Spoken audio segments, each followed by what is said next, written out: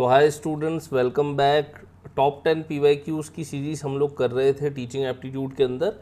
उसके अंदर हम लोगों ने 3 पार्ट कवर कर लिए थे। आज हम लोग 4th पार्ट कवर करने वाले हैं। अगर आपने प्रीवियस वीडियो नहीं देखे हैं तो आप जाके देख सकते हैं। हम लोग टीचिंग एप्टीट्यूड के सारे PYQ पिछले 10 साल के कर रहे हैं। हर वीडियो में 10-10 क्वेश्चन करके कर रहे हैं। 10, 15, 20 वीडियो बनाएंगे ताकि सारे के सारे अपने जो टीचिंग एप्टीट्यूड के प्रीवियस ईयर क्वेश्चन हैं इन डिटेल एक्सप्लेन हो जाएं। तो देखिए ये पार्ट 4 है अपना टीचिंग एप्टीट्यूड का, प्रीवियस ईयर क्वेश्चन का पार्ट 4 है। अब इसको स्टार्ट करते हैं, आगे बढ़ते हैं। अब देखिए क्वेश्चन नंबर 31, 30 क्वेश्चन अपन पहले कर चुके हैं 3 पार्ट के अंदर। ये 31 से चालू हो रहा है। Swayam is initiated by government of India with aims to. Swayam जो है किस चीज़ के लिए इनिशिएट किया गया था, मेन एम क्या थे, आपको इनमें से चूज़ करने हैं और एक कॉम्बिनेशन बताना है। तो देखिए मेन एम जो था, आप लोग वीडियो को पॉज कर लीजिएगा, अपना आंसर सोच लीजिएगा, मैं सीधा आपको आंसर बताऊंगा। देखिए मेन एम था एक्सेस, इक्विटी यानी समानता और क्वालिटी, ये इनका मेन एम था। ये आप लोगों को आपने अगर वीडियो नहीं देखा तो यूट्यूब पे है, वहाँ पे मैं आपको वहाँ पे जा कर के आप देख सकते हैं। एक्सेस, इक्विटी, क्वालिटी, 3 चीज़ें थी कुल मिला करके। अब इन्होंने देखो यहाँ पे क्या बोला है, इंश्योर बेस्ट क्वालिटी। हाँ जी, क्वालिटी की बात की थी, ठीक है, ये तो सही है। Provide quality material with nominal cost, बिल्कुल ये एक्सेस की बात इन्होंने की थी कि भाई सब में समानता हो जाए, इक्विटी हो जाए, एक्सेस हो जाए। उसके बाद रिमूव डिजिटल डिवाइड, हाँ भाई सबके लिए रिमूव डिजिटल डिवाइड हो जाए, सब लोग समानता उनके अंदर आ जाए। इक्विटी की बात हो गई, मतलब समानता की बात हो जाए। तो ए सही है, बी सही है, डी सही है। अब सी क्या बोल रहा है, teach all class from 9 to PG। तो ये बात सच है कि स्वयं जो है 9 to PG तक के कोर्सेज पढ़ाता है, लेकिन क्या ये इसका मुख्य एम था? क्या स्वयं को इनिशिएट करने का, स्वयं को बनाने का मेन पर्पज़ ये था कि 9 to PG तक पढ़ाया जाएगा? नहीं, मेन एम था कि ऑनलाइन एजुकेशन प्रोवाइड करके एक्सेस, इक्विटी, क्वालिटी को मेंटेन किया जाए। तो ये इसका मेन एम नहीं था। तो आंसर बनेगा A, B and D. A, B and D का मतलब हो गया आंसर नंबर सी। ये अपना करेक्ट आंसर है। इसका एक्सप्लेनेशन भी आप लोग पीछे देख सकते हैं। The correct answer is C, A, B and D only. Explanation आपको मैं दे ही चुका हूँ, आप लोग चाहें तो इसका स्क्रीनशॉट ले सकते हैं। इसमें ये लिखा हुआ ना, देखो, ensure best quality, provide quality, remove the digital divide, ये इसका मेन एम था। एक्सेस, इक्विटी, क्वालिटी, ये इसका मेन एम नहीं था। ये इसका मेन एम नहीं था। Teach all class from 9 to PG, ये नहीं था इसका एम। ठीक है, चलिए आगे बढ़ते हैं। अब देखिए कह रहा है identify those teaching strategies which are learner centred. तो आपको सबसे पहले तो ये समझना पड़ेगा लर्नर सेंटर्ड कौन सी है और टीचर सेंटर्ड कौन सी है। तो मैं भी आपके लिए लिस्ट भी लाया हूँ, लेकिन चलिए एक बार इसका आंसर दीजिए। देखिए इसके अंदर कोऑपरेटिव लर्निंग है, कोऑपरेटिव लर्निंग तो लग रही है लर्नर सेंटर, तो ये तो सही होगी। टीम टीचिंग होती है, टीम टीचिंग जो होती है जिसमें 2 या 2 से ज़्यादा टीचर मिल करके पढ़ाते हैं, ये teaching centre, teacher centred method है, ये स्टूडेंट सेंटर्ड मेथड नहीं है।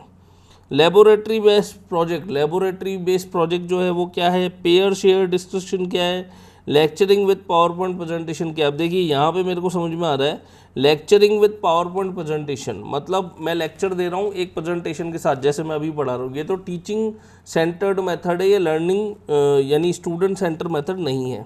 तो ये समझ में आ गया।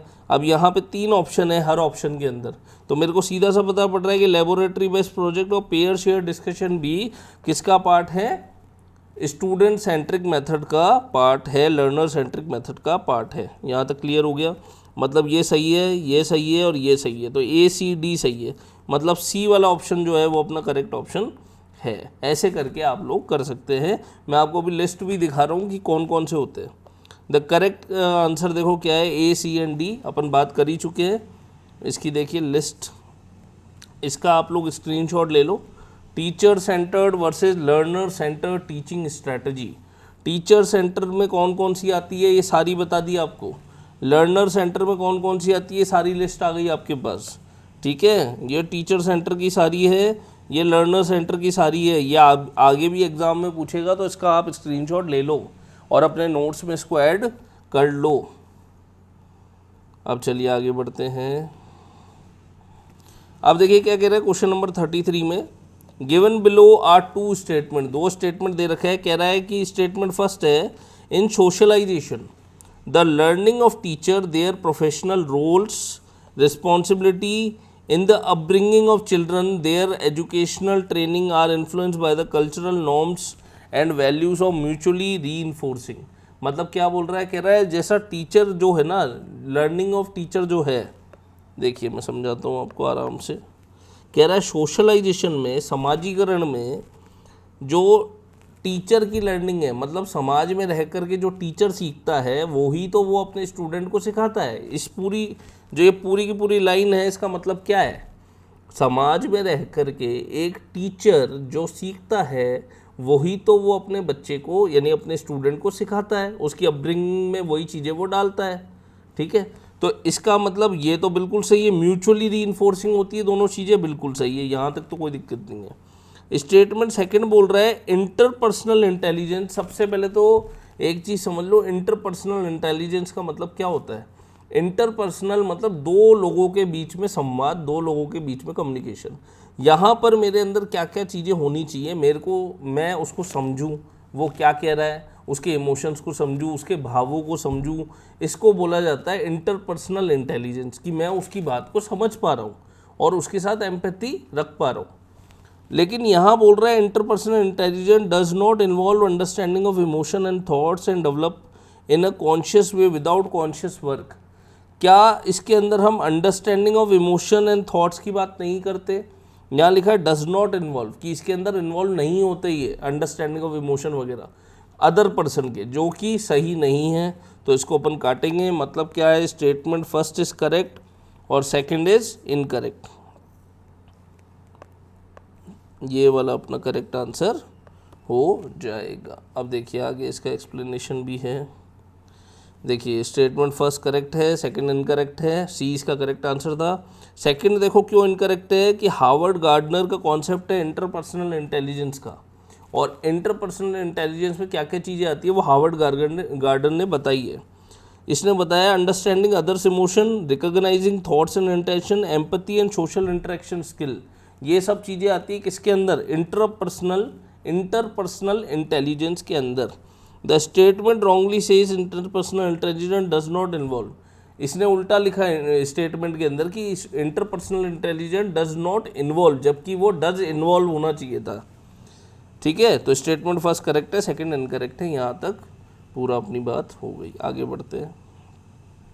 देखिए क्वेश्चन नंबर 34 में बोल रहा है reflective level teaching is different from memory level teaching because the pattern of communication that is involve in reflective level teaching is basically linear bottom up interactional transaction. सीधी सी बात बोल रहा है कि आपको बस ये बताना है कि मेमोरी लेवल टीचिंग होती है, अंडरस्टैंडिंग लेवल टीचिंग होती है, रिफ्लेक्टिव लेवल टीचिंग होती है, और आगे भी और प्रोसेस अगर अपन पढ़ना चाहे तो और भी चीज़ें हो सकती है।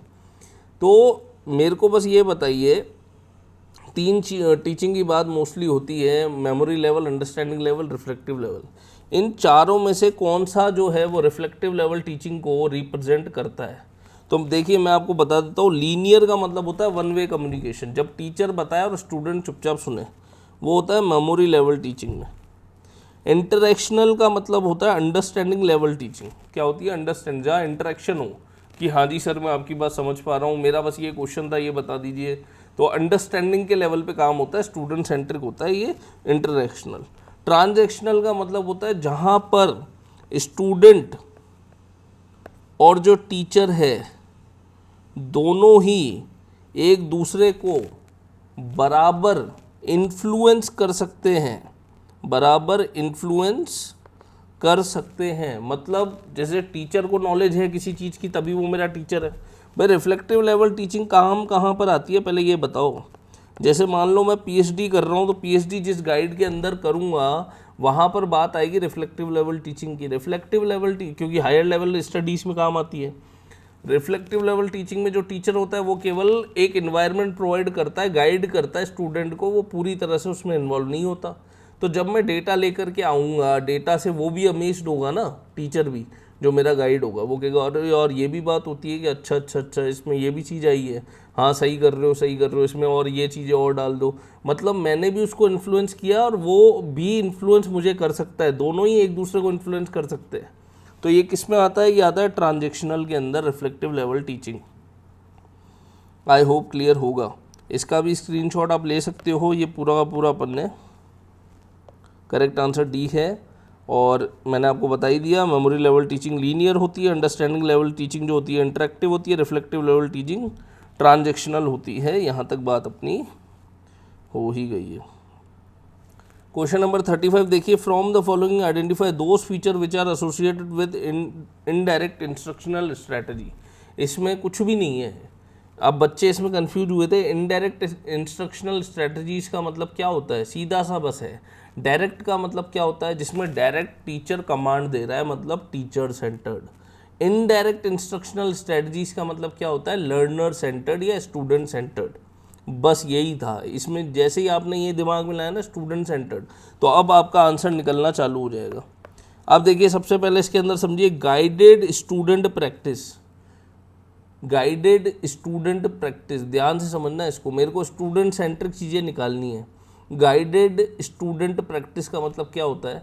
मैं किसी स्टूडेंट को गाइड कर रहा हूँ और उसकी प्रैक्टिस करवा रहा हूँ, तो ये तो भैया टीचर सेंटर्ड हुआ ना, ये तो क्रॉस हो जाएगा। Focus on concept acquisition through question answer session, यहाँ क्वेश्चन आंसर सेशन तो भैया अपन करते हैं, स्टूडेंट सेंट्रिक में सही है। Presenting the stimulus material in small easy to take steps, मतलब मैं बच्चे को बोल रहा हूँ कि तेरे से ऐसे याद नहीं होगा, इसको धीरे धीरे करके याद कर, टुकड़ों में याद कर, टुकड़ों में इस चीज़ को पढ़। तो ये तो मैंने उसको इंस्ट्रक्शन दिया ना, तो ये तो किस में आ जाएगा? टीचिंग मेथड्स में आ जाएगा, ये स्टूडेंट सेंट्रिक मेथड में नहीं आएगा। प्रॉब्लम बेस्ड प्रेजेंटेशन, तो ये तो सही है, प्रॉब्लम बेस्ड प्रेजेंटेशन करते हैं। Participatory and collaborative, collaborative word आते ही मैं समझ गया कि स्टूडेंट सेंट्रिक है। मतलब अपना बी सही है, डी सही है, ई सही है, बी डी ई मतलब ए हो गया आंसर। क्या आंसर हो गया अपना? अपना आंसर हो गया A, B D and E. बताओ यहाँ तक कोई दिक्कत है क्या? चलिए correct answer is A, B D and E. अब देखिए इसके अंदर बता भी रखा है, अगर आप देखना चाहें तो इनडायरेक्ट इंस्ट्रक्शनल स्ट्रेटजीज के अंदर क्या आती है? These strategies are learner centred and emphasises on inquiry, problem solving, discussion, collaboration, exploration by student. जिसमें एक्सप्लोरेशन की बात आए, इंक्वायरी की बात आए, प्रॉब्लम सॉल्विंग की बात आए, डिस्कशन की बात आए, कोलैबोरेशन की बात आए, ये सब चीज़ें किसके अंदर आती है? इनडायरेक्ट इंस्ट्रक्शनल स्ट्रेटजीज या फिर स्टूडेंट सेंट्रिक अप्रोच के अंदर आती है। यहाँ पे एक एक में लिख भी रखा है अपन ने कि अब ये जो 5 पॉइंट थे ना जो अपन ने पीछे पढ़े, अब देखिए इसमें टिक लगा हुआ है मतलब ये सही है, और जिसमें टिक नहीं है, क्रॉस लगा हुआ है, मतलब वो गलत है। तो ये क्यों गलत है क्यों सही है ये मैंने समझा भी दिया है और यहाँ पे लिख भी दिया है। अब देखिए अगले क्वेश्चन पे आते हैं। Which one of the following assessment procedure is conducted during an in progress teaching learning session. मतलब मैं अभी पढ़ा ही रहा हूँ, बीचों बीच मैंने एक एवेल्यूएशन कंडक्ट किया, तो टीचिंग लर्निंग प्रोसेस के दौरान अगर कोई इवैल्यूएशन कंडक्ट किया जाता है तो इन चारों में से उसे क्या बोलते हैं? फॉर्मेटिव इवैल्यूएशन या कंटिन्यूस इवैल्यूएशन। इस ये तो खैर मेरे हिसाब से सबको आता ही होगा। अब देखिए आगे बढ़ते हैं। फॉर्मेटिव क्या होता है? फॉर्मेटिव के अंदर फॉर्मेटिव असेसमेंट क्या होता है? Conduct during the teaching learning process, use to monitor student progress, help teacher improve instructional and provide feedback. Example quizzes, class discussion, ये सब कर सकते हैं। ऐसे छोटे मोटे टेस्ट रख दिए, असाइनमेंट वगैरह दे दिए ड्यूरिंग द इंस्ट्रक्शन, ये सब किसके अंदर आ जाएगा? अपना आ जाएगा फॉर्मेटिव के अंदर। समेटिव के अंदर तो भैया at the end of instruction होता है summative evaluation. Norm reference test के अंदर तो हम लोग कंपेयर करते हैं एक स्टूडेंट को दूसरे स्टूडेंट से, और क्राइटेरियन के अंदर हम लोग क्राइटेरिया के अंदर बच्चों को डिवाइड करते हैं। यहाँ तक बात हो गई थी अपनी। आगे देखिए question number 37, given below are 2 statement, 2 statement है, statement first and statement second. The use of ICT in organising teaching learning programme in the university has the potential to optimise learning outcomes. देखिए ध्यान से सुनिए, कह रहा है the use of ICT in organising teaching learning programme in the university has the potential to optimise learning outcome. मतलब अगर मेरा जो क्लासरूम है उसमें आईसीटी होगा, मतलब स्मार्ट बोर्ड होगा, ये वो ये टैबलेट है, प्रेजेंटेशन है, ये सब चीज़ें होगी, तो उससे क्या होगा, मेरा ऑप्टिमाइज लर्निंग आउटकम होगा, लर्निंग आउटकम और ज़्यादा ऑप्टिमाइज हो जाएगा, बढ़िया हो जाएगा। तो ये बात बिल्कुल सही है, फ़ायदा होता है।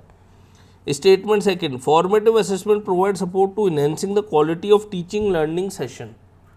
क्या टीचिंग लर्निंग सेशन की क्वालिटी को इम्प्रूव करने के लिए फॉर्मेटिव असेसमेंट काम आता है? बिल्कुल काम आता है। कैसे? अगर मैं अभी पढ़ा रहा हूँ, पढ़ाते पढ़ाते ही मैंने आपको एक टेस्ट दे दिया बीच में, आपने वो टेस्ट को गलत कर दिया मतलब क्या हुआ, मेरे को पता पड़ गया भाई जो मैं पढ़ा रहा हूँ ना इनको समझ में नहीं आया, तभी तो ये गलत कर रहा है। तो मैं अपनी टीचिंग स्ट्रेटजीज को चेंज करूँगा, इंस्ट्रक्शनल मटेरियल को चेंज करूँगा। तो इससे पता पड़ता है कि नहीं पड़ता? बिल्कुल पता पड़ता है जी। तो दोनों ही सही है, तो both first and second are correct, मतलब ए इसका आंसर चला जाएगा। बहुत ही आसान सा था।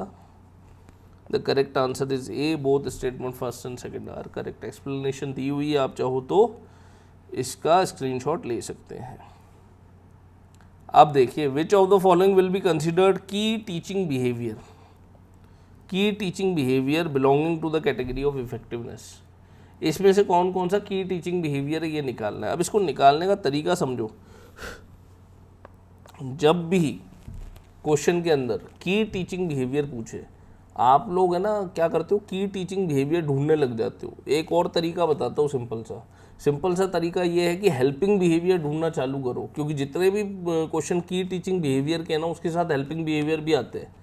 की टीचिंग बिहेवियर मतलब इफेक्टिव की टीचिंग बिहेवियर जो बोलते हैं ना अपन, गैरी डी बॉरिश ने जो दिए थे, दोनों ही गैरी डी बॉरिश ने दिए, उन चीज़ों में आप हेल्पिंग ढूंढो। अब ये मांग क्या रहा है मेरे से, की टीचिंग बिहेवियर, मैं ढूंढूंगा क्या, हेल्पिंग। अब देखिए कैसे, यूजिंग स्टूडेंट आइडिया मेरे को दिख रहा है, मतलब ये तो हेल्पिंग बिहेवियर है, ये तो हो ही नहीं सकता आंसर। अगला बोल रहा है प्रोबिंग, मैं आगे पढ़ूंगा ही नहीं। देखो प्रोबिंग से ही समझ में आ गया मेरे को किसके अंदर, प्रोबिंग मतलब जांच करना, जांच करते किसी प्रॉब्लम की, किस में आता है, हेल्पिंग बिहेवियर में। मुझे यहाँ पे आंसर दिख रहे हैं कि 3-3 के सेट में आंसर है, मतलब 3 चीज़ें तो आंसर में आएगी ही आएगी। तो अब वो कौन सा आंसर होगा, देखिए ए, बी और ई, ये तीनों हो जाएंगे अपने आंसर, मतलब अपना करेक्ट आंसर है बी, ए, बी एंड ई। अब देखिए क्या बोल रहा है, क्यों है। सबसे पहले तो अगर आपको ध्यान नहीं आ रहा हो तो की टीचिंग बिहेवियर में क्या क्या चीज़ें आती है वो मैं आपको दिखा देता हूँ। ये देखिए, की behaviour contributing effectiveness of teaching, lesson clarity, instructional variety, engagement in learning process, teacher task orientation और स्टूडेंट सक्सेस रेट, ये सब चीज़ें आती है। Helping behaviour contributing effectiveness of teaching में क्या आता है, अब ये हेल्पिंग बिहेवियर है, इसमें क्या आता है, using student contribution and idea, structural connecting past topic with the present topic, questioning to build analytical thinking, probing, helping and allow student to discover knowledge about topic, teacher affect, gesture, posture and voice of teacher, ये सब चीज़ें इसके अंदर आती है। I hope यहाँ तक clear होगा। अब देखिए इसके अंदर अपन बात भी कर लेते हैं, making idea clear to the learner. Making idea clear to the learner का मतलब क्या होता है, ये तो लेसन क्लैरिटी है, मैं उसको लेसन की क्लैरिटी दे रहा हूँ, बेटा अब देख ले ये पढ़ाने वाला हूँ तेरे को मैं, तो उसको क्लियर हो गया ना। ये कौन सा है, लेसन क्लैरिटी पहली चीज़ थी। शोइंग एंथुजियाज्म, अब एंथुजियाज्म किस चीज़ के अंदर आता है, देखिए एंथुजियाज्म किस चीज़ के अंदर आएगा, showing enthusiasm, effectiveness of teaching, यानी कौन सा किस चीज़ के अंदर आ रहा है एंथुजियाज्म में। अपन बात कर रहे हैं वॉइस की, जेस्चर की, आई कॉन्टेक्ट की, टू मेंटेन इंगेजमेंट, तो इसके अंदर था ना, देखो नीचे दिखाता हूँ मैं, वापस नीचे जाके दिखा रहा हूँ, ये रहा इंगेजमेंट इन लर्निंग प्रोसेस, ये है ना इंगेजमेंट इन लर्निंग प्रोसेस, ये वाला इंगेजमेंट इन लर्निंग प्रोसेस ये आ जाएगा उसके अंदर। तो यानी कहने का मतलब ये लिखने का तरीका है बस इनका अलग, और कुछ नहीं है। पोस्चर जेस्चर किसके अंदर दिखाते हो, आप ऐसे ऐसे तेज़ी से बोल रहे हो, पोस्चर जेस्चर कर रहे हो, ये क्यों कर रहे हो, मुंह के एक्सप्रेशन बना रहे हो, क्यों कर रहे हो आप टीचिंग करते टाइम, ये इसलिए कर रहे हो ताकि बच्चा जो है ज़्यादा इंगेज रहे। आगे तो देखिए, using meaningful verbal praise to get keep student actively participating in the learning process का मतलब है कि आप उसको इंगेज करना चाहते हैं किसके अंदर, आप उसकी तारीफ़ कर रहे हो, तारीफ़ करके आप उसको इंगेज करना चाहते हो किसके अंदर, टीचिंग के अंदर, यानी वो समझ पाए, लर्निंग उसकी अच्छी हो पाए, तो वो की टीचिंग बिहेवियर के अंदर आता है, इंकरेजिंग स्टूडेंट।